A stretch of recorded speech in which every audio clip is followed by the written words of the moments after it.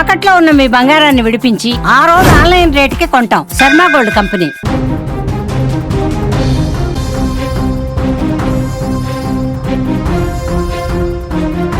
గుంటూరు జిల్లాలో భర్త హత్య కేసు రోజుకో సంచలన విషయాన్ని బయటపెడుతోంది. భర్తను చంపిన తర్వాత ఏడుస్తూ కూర్చోవలసినటువంటి ఆ భార్య ఏకంగా ఏం చేసిందో తెలుసా? పోర్ను వీడియోలు చూస్తూ కాలక్షేపం చేసిందన్న వార్త విని రాష్ట్రం ఒక్కసారిగా నివ్వెరపోయింది. ఇప్పుడు అంతకంటే పెద్ద ట్విస్ట్ బయటపడింది. అసలు ఆ హత్యకు వాడిన ఆయుధం తెలిసి అంతా షాక్ అవుతున్నారు. అప్పడాల కర్రతో ప్రాణం తీశారని పోలీసులు వెల్లడించడం ఇప్పుడు షాక్కి గురి చేసింది. బయటకు గాయాలు కనిపించకుండా ఒంటిపై రక్తం చుక్క లేకుండా చంపేశారు. పోస్ట్ మార్టంలో ఛాతీ ఎముకలు విరిగిపోయాయని తేలింది. ఎంత దుర్మార్గంగా ప్రవర్తించడండి. అప్పడాల కర్ర తీసుకుని ఛాతీ మీద పైకి గాయాలు కనిపించకుండా ఎముకలు విరిగేలా కుట్టారు. ఈ హత్య కేసులో భార్య, ఆమె ప్రియుడితో పాటు ఒక ఆర్ఎంపీ డాక్టర్ కూడా ఉన్నాడని తేలడంతో ముగ్గురిని అరెస్ట్ చేశారు. భార్య ప్లాన్, ప్రియుడి సహకారం, ఆర్ఎంపీ డాక్టర్ అందించినటువంటి మందులు ఈ హత్యకు కారణమైపోయినటువంటి పరిస్థితి ఉంది. అసలు ఏంటి స్టోరీ? ఇంత దారుణంగా భర్తను చంపాల్సినటువంటి పరిస్థితి ఎందుకు వచ్చిందో ఒక్క నిమిషం మీకు ఎక్స్ప్లెయిన్ చేసే ప్రయత్నం చేస్తా. భార్య పేరు లక్ష్మీ మాధురి, భర్త లోకం శివనాగరాజు. ఈమె లక్ష్మీమాధురి విజయవాడలో ఒక థియేటర్లో టికెట్ కౌంటర్లో పనిచేస్తోంది. భర్త నాగరాజు ఏం చేసేవాడు? ఉల్లిపాయల వ్యాపారం చేసేవాడు. ముందు నుంచి వీళ్ళకి గొడవలు ఉన్నాయి. నువ్వు ఉల్లిపాయల వ్యాపారం చేయొద్దు, నువ్వు తోపుడు బండి పట్టుకుని నువ్వు గల్లీలో తిరుగుతూ ఉల్లిపాయలను అమ్ముతున్నావు, నాకు నచ్చలేదు, నువ్వు అలాంటి వ్యాపారం చేయడం నాకు నచ్చలేదు, నువ్వు అసలు ఆ పని మానేసి, నాకు నామోషిగా ఉందని చెప్పి మాట్లాడటం స్టార్ట్ చేసింది. ఇవన్నీ కూడా గొడవలు జరుగుతున్నాయి. ఈమె విజయవాడలో ఒక థియేటర్లో టికెట్ కౌంటర్గా పనిచేస్తున్న క్రమంలో సత్తెనపల్లికి చెందినటువంటి గోపి అనే వ్యక్తితో పరిచయం ఏర్పడింది. ఆ పరిచయం కాస్త వివాహేతర సంబంధానికి దారితీసింది. ఆ గోపితో సంబంధం పెట్టుకున్నటువంటి ఈ లక్ష్మీ మాధురి ఒక ప్లాన్ చేసింది. అంటే రోజు గొడవలు జరుగుతున్నాయి కాబట్టి, ఆయన చేస్తున్నటువంటి వ్యాపారం కూడా నచ్చలేదు కాబట్టి, ఇతనితో సంబంధం ఉంది కాబట్టి గోపి హైదరాబాద్లో అతను కార్ ట్రావెల్స్ బిజినెస్ ఉంది. సరే, నువ్వు ఈ ఉల్లిపాయల వ్యాపారం బంద్ చేసేయి, మన మధ్య గొడవలొద్దు, నువ్వు ఉల్లిపాయల వ్యాపారం బంద్ చేసి నువ్వు హైదరాబాద్ వెళ్ళు, నాకు తెలిసిన వ్యక్తి ఉన్నాడు గోపి అని, అతను కార్ ట్రావెల్స్లో ఉన్నాడు కదా, అతని దగ్గరికి వెళ్ళి పని చేయి, అక్కడ పని నేర్చుకో, తర్వాత ఇక్కడికి వచ్చిన తర్వాత నువ్వు కూడా సేమ్ ఇదే పెడుదుగా అని చెప్పి నమ్మించి హైదరాబాద్ పంపించేసింది.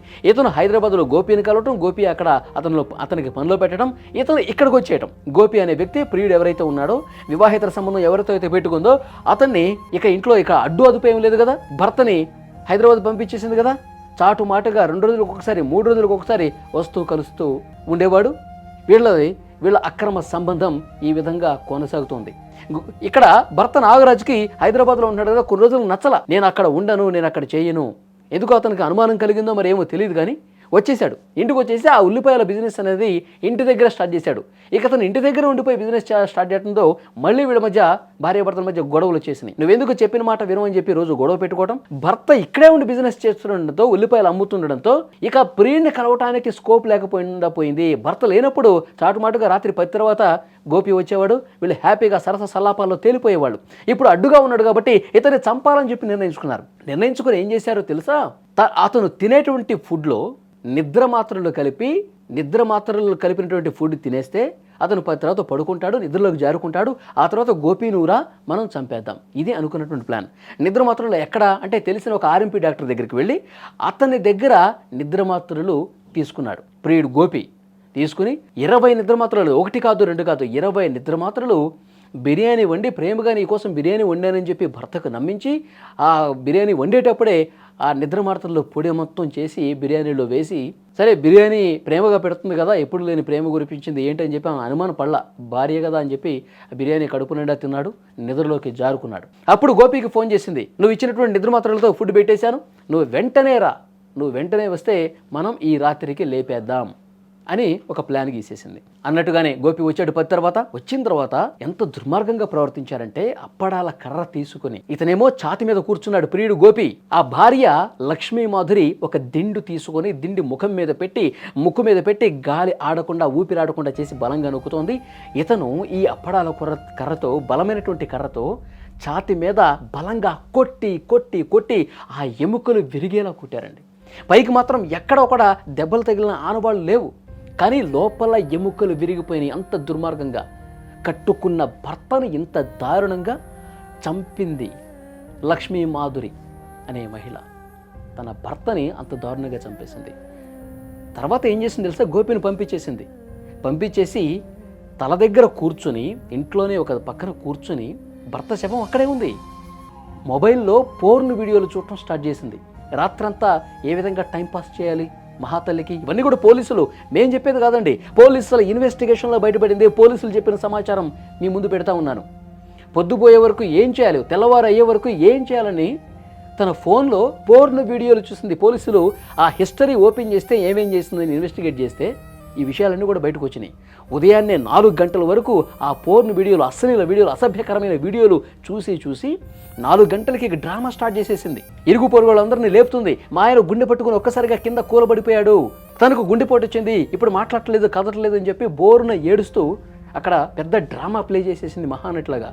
వాళ్ళందరూ కూడా అదే నిజం అనుకుని నమ్మినటువంటి పరిస్థితి ఉంది. కానీ ఈ నాగరాజు ఫ్రెండ్స్కి అనుమానం ఉంది. ఎందుకంటే ఎప్పుడు గొడవలు జరుగుతూ ఉన్నాయి, ఇంటి చుట్టుపక్కల కొంతమంది కూడా అనుమానం ఉంది, ఎప్పుడు గొడవలు ఉన్నాయి, ఎవడో రాత్రి 10 తర్వాత వస్తూ ఉంటాడు, ఈమె ఏదో చేస్తుంటుందని చెప్పి అనుమానం ఉంది. కాబట్టి ఈ చనిపోయినటువంటి భర్త తండ్రితో బలవంతంగా పోలీసుల దగ్గరికి తీసుకెళ్లి కేసు పెట్టించారు.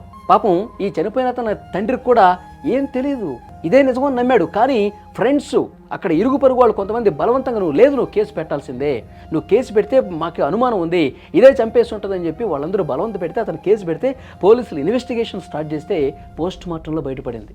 ఈ నిద్ర మాత్రలు ఇచ్చి నిద్రలో జారుకున్నాక ఈ మొత్తం ఛాతీ కింద ఉన్నటువంటి ఆ పక్కటెముకలు, లోపల ఉన్నటువంటి ఎముకలన్నీ కూడా విరిగిపోయినటువంటి పరిస్థితి ఉంది.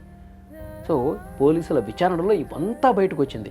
ఈ నిద్ర మాత్రంలో ఎక్కడ తీసుకొచ్చారో అని చెప్పి ఆ గోపిని అడిగితే 4 తగిలిస్తే నేను పలానా ఆర్ఎంపీ డాక్టర్ దగ్గర, అంటే వాడికి కూడా తెలుసు, ఆర్ఎంపీ డాక్టర్ కూడా ఇన్ని నిద్ర మాత్రలు ఇస్తున్నాడంటే ఏదో చేస్తున్నారనే విషయం అతనికి కూడా తెలిసి కూడా ఒక వ్యక్తి హత్యకు కారణమయ్యాడు కాబట్టి ఆర్ఎంపీ డాక్టర్ని కూడా ఈరోజు అరెస్ట్ చేసినటువంటి పరిస్థితి ఉంది. ఇది అంటే కొంతమంది మహిళలు ఎంత దుర్మార్గంగా తయారయ్యారో చూడండి. తమ పడక సుఖాల కోసం, తమ సరస సల్లాపాల కోసం భర్తల్ని చంపేస్తా ఉన్నారు. ఈ మధ్యకాలంలో ఇలాంటి కేసులు ఎక్కువైపోతా ఉన్నాయి. మళ్ళీ ఏమీ తెలియనట్టు నంగనాచిలాగా ఉదయం ఆ 4 గంటల వరకు పోర్న్ వీడియోలు చూసుకుంటూ ఉదయాన్నే మహానటిలాగా డ్రామాలు ప్లే చేయటం.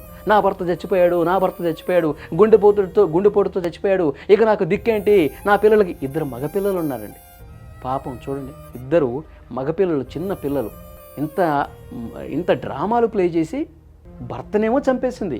ఇప్పుడు పోలీసులు ఈమెను అరెస్ట్ చేసి జైలుకి తీసుకెళ్లారు. మరి ఆ 2 పిల్లల పరిస్థితి ఏంటండి, వాళ్ళ భవిష్యత్తు ఏంటండి, అది కూడా ఆలోచించాల. కేవలం భర్త లేకపోతే నేను ఎంజాయ్ చేయొచ్చు, నా లైఫ్ ఇంకా నాకు అడ్డు లేదు, నా సుఖానికి అడ్డు లేదు అని భావిస్తున్నటువంటి కొంతమంది మహిళలు ఈ విధంగా బరి తెగిస్తున్నారండి. భర్తల్ని చంపేస్తూ ఉన్నారు. కనీసం నాకు నువ్వు ఇష్టం లేదని చెప్పి విడాకులు కూడా తీసుకోవట్లా, వేసేయండి, చంపేసేయండి. ఇది జరుగుతున్నటువంటి తతంగం. నిజంగా ఈ వీడియో చూస్తున్న ప్రతి ఒక్కరూ స్పందించండి. ఇలాంటి మహిళల్ని ఏం చేయాలి, ఇలాంటి దుర్మార్గమైనటువంటి మనస్తత్వం కలిగినటువంటి మహిళల్ని ఏం చేస్తే కరెక్టు, ఇలాంటి వాళ్ళకి ఎలాంటి శిక్ష వేస్తే కరెక్టు, మళ్ళీ భర్తల జోలికి రాకుండా ఉండాలంటే ఎంత కఠినంగా శిక్షించాలి. నా కొడుకు లేకుండా చేసి